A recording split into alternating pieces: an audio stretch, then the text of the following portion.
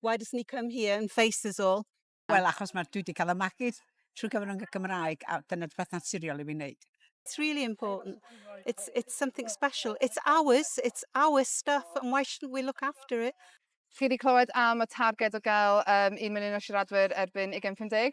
Dwi'n meddwl bydde fe'n helpu fel genedl i dangos bod ni actually yn gwlad ein hunan a bod ni actually efo stori ei hunan a bod na cefndir a iaith sy'n mor fel, wel, mae'n stunning, t'wo? You can hear Welsh in the places where you don't normally hear Welsh.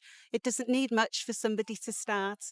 There's one politician who said they want to get rid of that target. Either of you know who? Nigel Farage.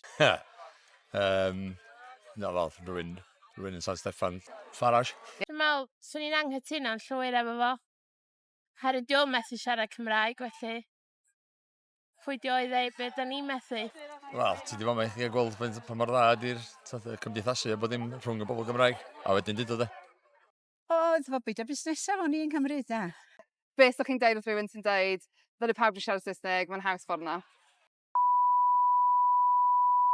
Do, ti'n lot o bobl dweud bod iaith di marw. Pobl sy'n mynd all beth i'r iaith yn amlwg, ie. Wel, os o'n i'n deud beth sy'ch chi'n ddeud os rhywun deud hynny am y Saesneg. Mae o'n mam iaith. Nigel Farage yn Ie, cer o ma.